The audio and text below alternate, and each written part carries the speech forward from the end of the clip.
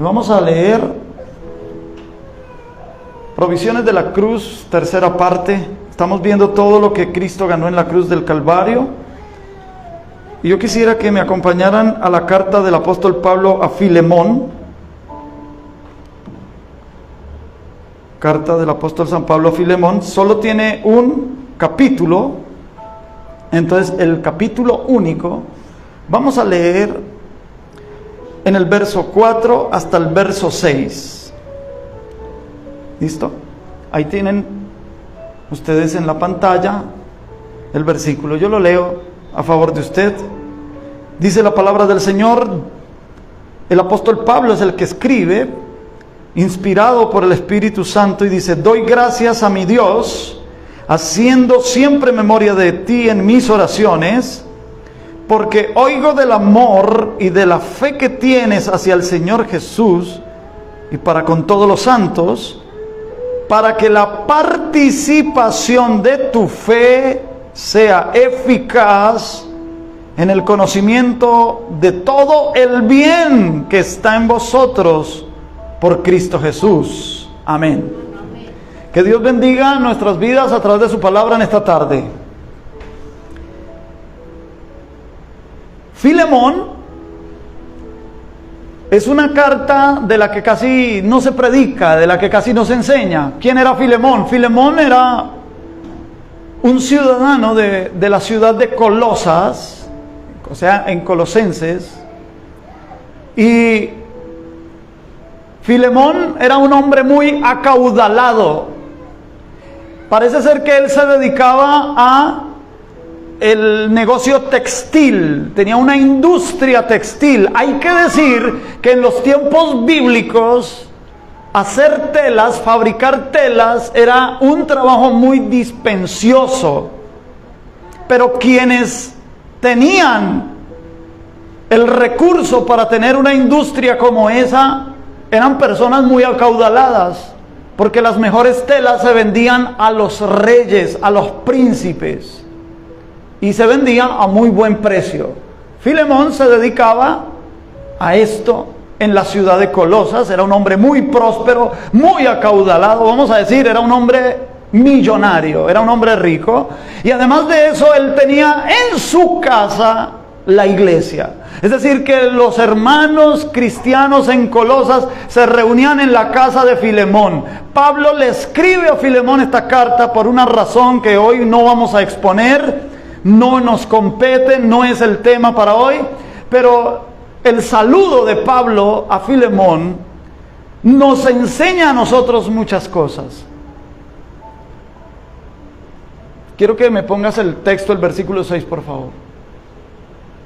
Pablo le dice a Filemón que él se ha enterado del amor que él tiene por la obra de Dios allá en Colosas, y que también el amor que él tiene por todos los santos.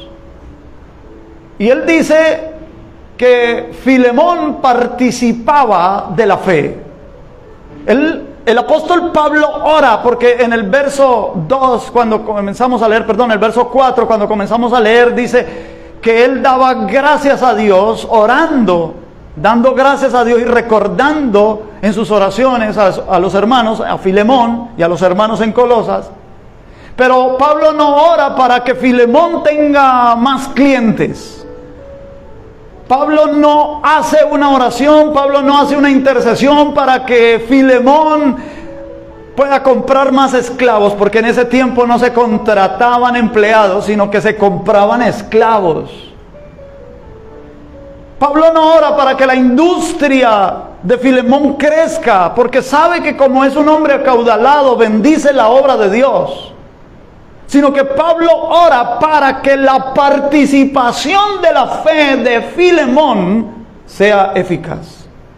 ¿Qué es la participación de la fe? Expliquemos eso rápidamente.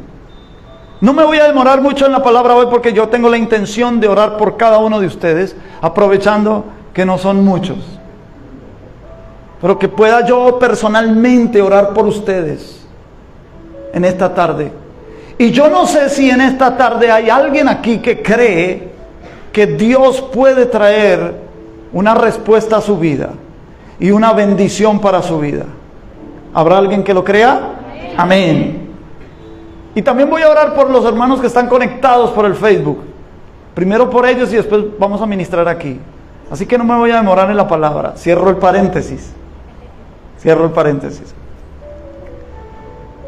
Entonces Pablo ora para que Filemón pueda tener una participación de la fe eficaz. ¿Qué es participar de la fe? Bueno, en el caso de Filemón podemos imaginar varias cosas. Número uno, ya dijimos, era un hombre acaudalado. Y como hombre acaudalado, y por lo que Pablo expresa desde el verso 4, dice que él amaba a todos los santos. Es decir, que él podía favorecer a aquellos hermanos en Cristo que estuvieran en alguna necesidad. Y como él tenía el recurso económico, los podía favorecer, los podía ayudar, los podía bendecir. Y de esa manera, él estaba participando de la fe. Estoy diciendo esto, mis queridos hermanos, porque ustedes saben que la Biblia, cuando habla de la iglesia, utiliza varias figuras. Una de ellas es que la iglesia es el cuerpo de Cristo, y como cuerpo, el apóstol San Pablo se encarga de decirlo en varias cartas, en Romanos, en Efesios, en Corintios,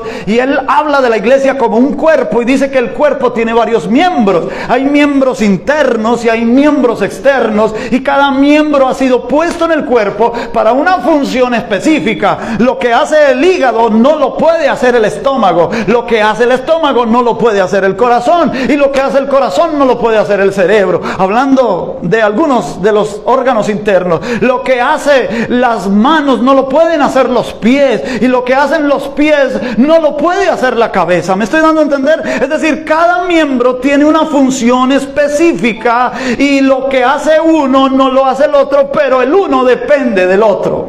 Amén. Por eso Pablo dice que cómo podría decir en la cabeza a los pies: yo no necesito de vosotros.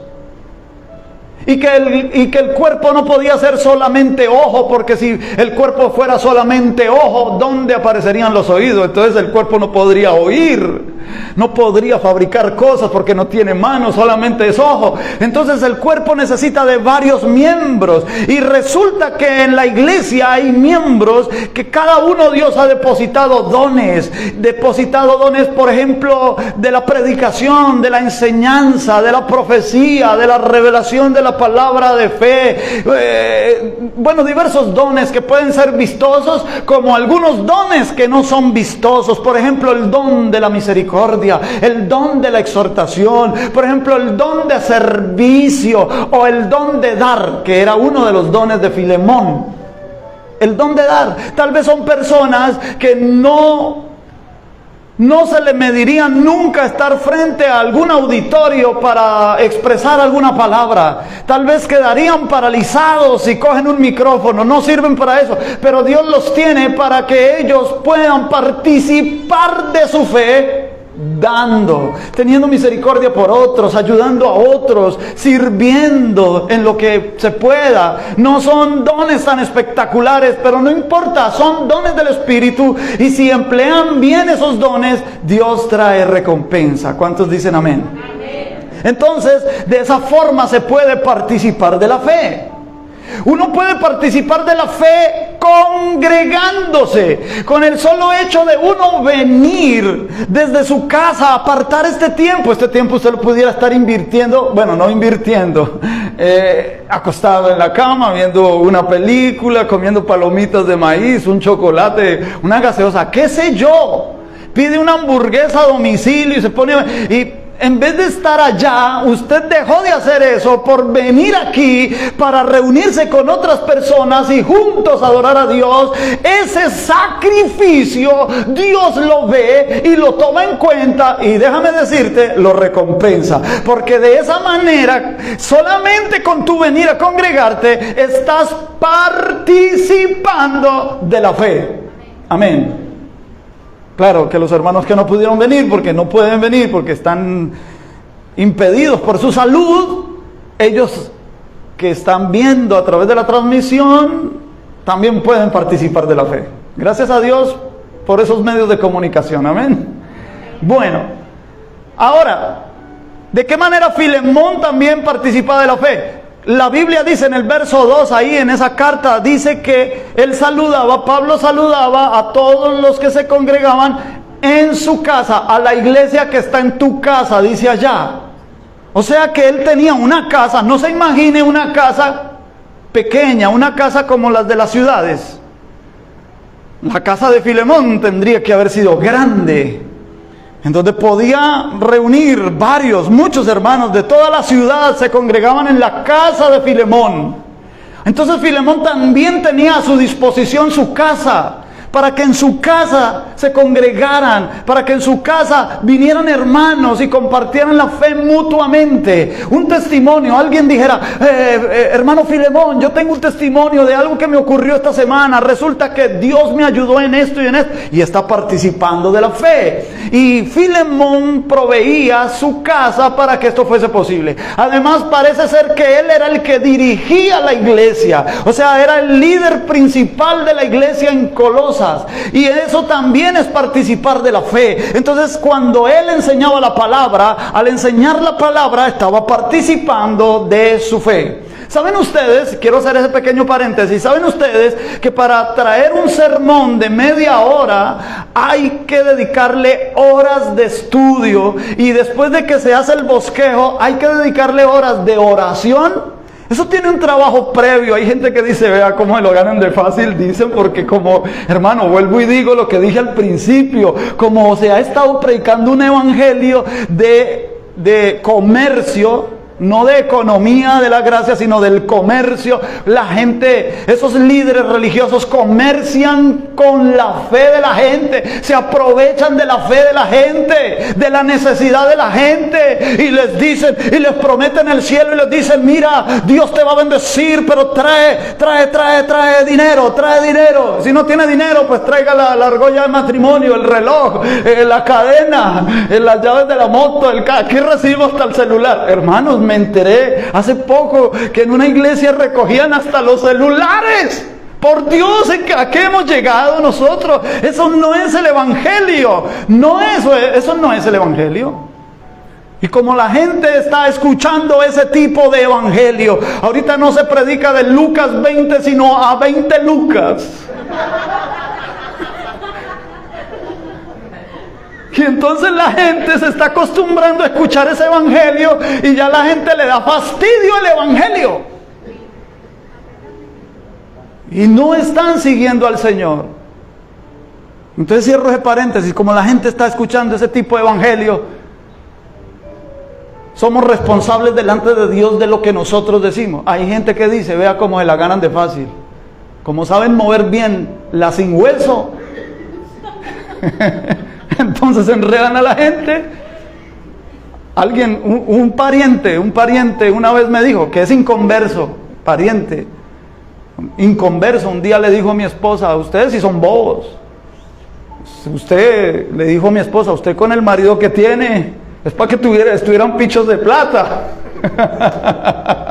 Mire, decía, mire al pastor fulano de tal, no voy a decir el nombre, no me corresponde. Pero mire al pastor fulano de tal, mire, tiene hasta una avioneta privada. Y andan con trajes italianos y zapatos italianos, relojes suizos. Y todos los feligreses, ¡ay, mi pastor! ¡Ay, qué bendición! Yo voy a la iglesia del pastor fulano. Es una gran eminencia, una gran figura. Por Dios, eso no es el evangelio. Ese no es el evangelio. Entonces, como la gente dice, no, eso se la ganan fácil. No, nosotros no tenemos pretensión de ganar nada. ¿Saben qué es lo que tenemos pretensión nosotros aquí? Estoy hablando aquí. Ganar el corazón de usted para Cristo. Y que usted sea transformado en un hombre y una mujer nueva. Y que el mundo y la gente que lo conoció antes digan, ¡wow! ¿Qué cambio ha tenido este hombre? ¿Qué cambio ha tenido esta mujer? Y usted pueda compartir y participar de la fe con otros. Aunque la misma familia de uno es la que más palo le da a uno. Yo lo digo por experiencia. Cuando yo me convertí a Cristo, toda mi familia por parte de mi papá, católicos. y me cayeron encima. ¿Cómo vas a dejar la religión que por tradiciones de la familia, tu papá fue católico, tu abuelo fue católico, tu bisabuelo fue católico, por parte de mi papá? Mi papá era tan católico que él tenía en su billetera, en su cartera, una colección de estampitas: la mano poderosa, el Sagrado Rostro, la Santísima Trinidad, ya se me olvidó, el Sagrado Corazón. Tenía una colección de estampitas. Él a veces las sacaba y las revisaba. Una vez se mojó, llovió y se mojó, y llegó preocupado. Yo estaba niño y llegó preocupado mi papá, que se le había mojado las estampitas. Rápido las sacó para secarlas, que no se le fueran a dañar. Después el Señor trajo su palabra al corazón de mi padre aceptó el evangelio, gracias al Señor, ¿verdad? Pero mi papá era uno de los que cuando tomaba cerveza, que le gustaba tomar cerveza, él antes de tomar su primer sorbo, regaba un poquito al piso, ¿no? Entonces yo nunca entendía eso, yo pensé que era para probar si estaba pasada la cerveza o no, que echaba espuma. Pero yo un día no me aguanté y yo le pregunté: papá, usted cada vez que yo lo veo que usted toma cerveza, usted antes de tomar el primer sorbo, usted tira un chorrito al piso, ¿eso por qué? Me parece de mal gusto eso. Mi papá me decía: no, mijo, es que hay que darle el sorbito a las benditas almas del purgatorio. Esa es una creencia, y lo hacían con mucho respeto, con fe lo hacían, porque así le habían enseñado, ¿cierto? Eso no está en la Biblia, y que cuando uno puede tener el acceso a leer la Biblia, la bendita y santa palabra de Dios, y uno se da cuenta que eso no está en la Biblia, pues uno dice: bueno, les estaban enseñando mal, ¿cierto? La persona aprendía de buena fe, pero les estaban enseñando mal. Y lastimosamente tenemos que hacerlo y denunciarlo, y lo denunciamos con mucho respeto. No hablamos de las personas, sino que hablamos del sistema religioso. Lastimosamente las iglesias cristianas también están enseñando mal. La gente aprende de buena fe, pero les están enseñando mal. Y Pablo oraba para que Filemón, cuando él participara de su fe con los hermanos, la participación de su fe fuera ¿qué? Eficaz. ¿Qué significa eficaz? Que produce el efecto que Dios quiere que produzca. Por eso en Hebreos capítulo 4 versículo 12 dice que la palabra de Dios es viva y eficaz. Es decir, que la palabra de Dios es eficaz porque produce el efecto que Dios quiere que produzca en nuestra vida. A través del profeta Isaías ya el Señor lo había dicho, diciendo que yo envío mi palabra y mi palabra no volverá a mí vacía, sino para lo que la he enviado, esto hará.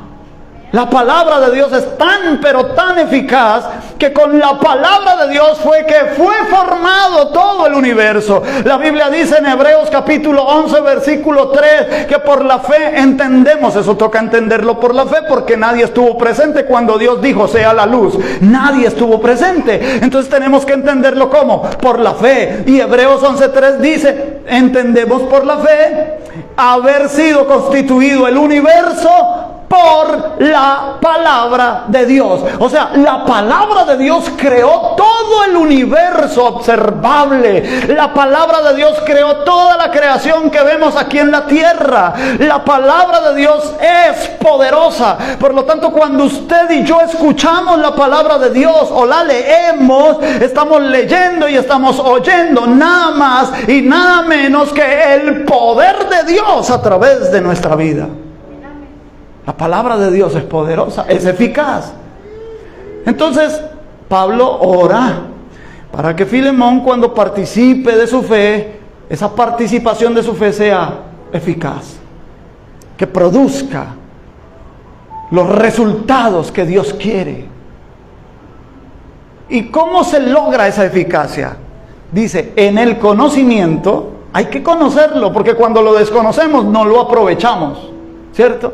Entonces dice, en el conocimiento de todo el bien. Hace 8 días hablábamos de que Dios había hecho un bien en nosotros a través de su Hijo Jesucristo. Lo que Dios quiere es que su Hijo sea formado en nosotros. Dios quiere que su Hijo sea expresado a través de nosotros. Dios quiere que su Hijo sea nuestra vida, y todo lo que hay en nuestra vida que no sea su Hijo, Dios lo someterá a disciplina para que eso desaparezca. Juan el Bautista sabía muy bien eso, por eso él decía: es necesario que yo mengüe para que él crezca. O sea que cada vez nosotros, nuestro ego tiene que ser menos para que Cristo sea más en nosotros. De eso se trata la vida cristiana, una vida nueva en Cristo Jesús. Hay que tener ese conocimiento de todo el bien, no de algunas cosas que Dios hizo por nosotros, sino de todo el bien.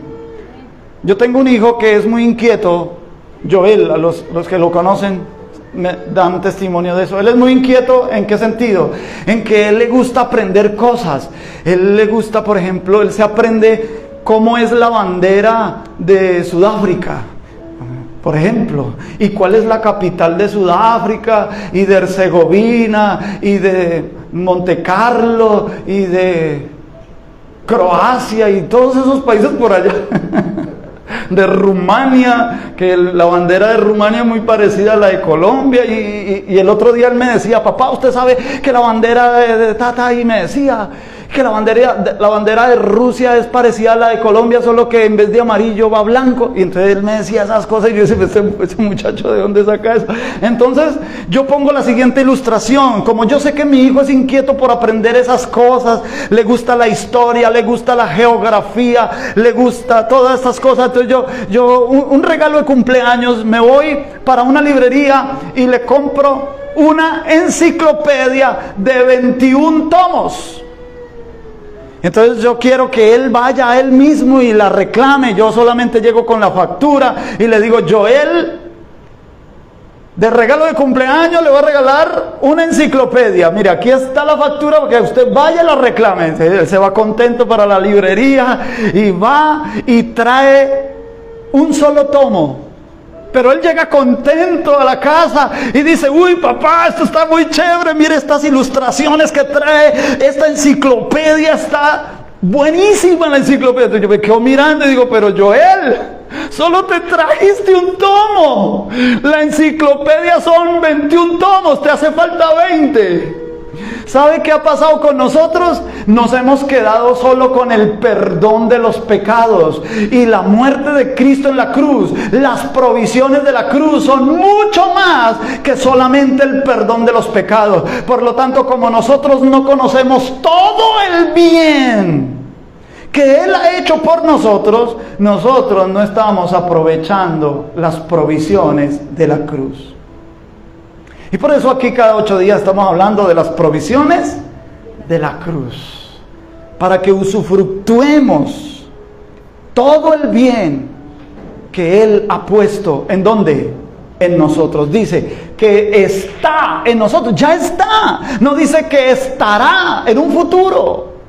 No es, a ver si usted se porta bien, entonces yo le voy a poner de mi bien. No, ya está. Lo que pasa es que por desconocimiento nosotros no aprovechamos todo el recurso que tiene Dios para nosotros. Mira, ¿sabes qué? El mundo te ofrece a ti cosas, pero la mayoría de las cosas del mundo son ilusorias, son difíciles de alcanzar. Hay que competir, hay que incluso aprender a ser deshonesto, pasar por encima de las otras personas para tú lograr el éxito. Ese es el mundo. En cambio, con Dios se puede disfrutar de todo el bien que Él tiene en cada uno de nosotros.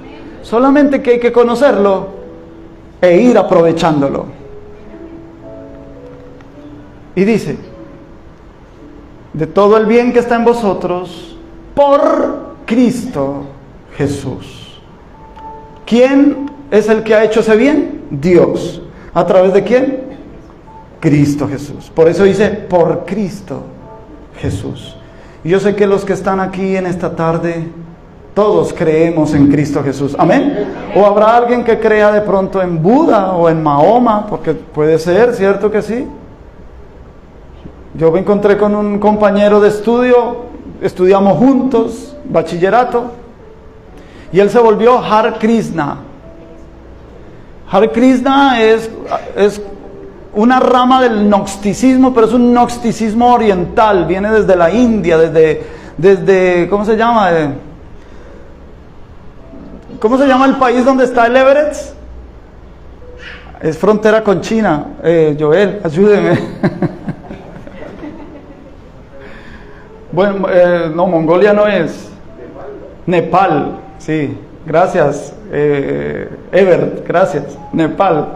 De allá, de los monjes tibetanos, por allá del Tíbet, todo eso. Viene esa creencia gnóstica del Hare Krishna. Pero entonces ellos cuando hacen reuniones con el yogi es el líder, les enseña técnicas de yoga y meditación y mantras y aprenden a controlar sus chakras y todas esas cosas. Aquí no enseñamos eso. Pero yo hablaba con él, yo le hablaba sobre Cristo y él me hablaba de Krishna, ¿cierto? Y entonces él me decía que en sus reuniones el yogi, el líder, él se lava los pies en yogur. Le lavan los pies a él en un platón con yogur. Y después pasa ese yogur a los discípulos y todos beben de la... Pero ¿por qué hacen así? Es verdad, porque ahí está la esencia de ese hombre tan elevado espiritualmente, es la creencia. Y hay que uno respeta, ¿verdad? Porque es la creencia de las personas. Nosotros no presentamos eso, nosotros presentamos, por nosotros mismos no podemos hacer nada. Nada podemos hacer. Usted se puede ir para un monte solo. Y por causa de que usted tiene una naturaleza, al igual que yo, una naturaleza caída, adánica, allá solo usted termina pecando, por allá solo, pero peca. Porque nuestra naturaleza es pecaminosa. Eso es lo que sabemos porque así nos lo enseña la Biblia. Pero tenemos una garantía, que Cristo Jesús hizo muchas cosas en la cruz del Calvario. No solo perdonar pecados, hizo muchas cosas en la cruz del Calvario y ha puesto todo ese bien en nosotros. Levante su mano derecha de arriba, diga, todo el bien de Dios, diga, todo el bien de Dios está en mí. Dígalo la segunda vez, todo el bien de Dios está en mí. Dígalo la tercera vez, todo el bien de Dios está en mí. Muy bien, yo quiero hacer una oración ahora por todos los que están conectados y ahora voy a orar por ustedes en el nombre de Jesús. Padre, Señor, desde aquí yo lanzo una palabra de bendición a través de lo que tú has hablado, a través de tu palabra. Igual que el apóstol Pablo, yo hoy oro, Señor, para que todos los que tengan participación de la fe, aquellos que no pudieron venir aquí, pero que a través de este medio, Señor, están viendo esta enseñanza, e incluso aquellos que la verán después, Señor, yo bendigo cada vida en el nombre de Jesús en esta hora. Y Padre, que tú dispenses un toque especial a sus vidas ahora, que tú traigas un consuelo, que tú traigas esperanza, que tú traigas fortaleza, que tú traigas felicidad, que tú traigas gozo a cada vida en el nombre de Jesús, sanidad a sus cuerpos, para gloria de tu nombre, Señor. En esta hora declaro, Padre Celestial, tu bendición sobre todos aquellos que están viendo, Señor, a través del Facebook, Padre, para la gloria de tu nombre. Y de una vez yo me despido de todos los que están conectados en el nombre de Jesús. Mil bendiciones.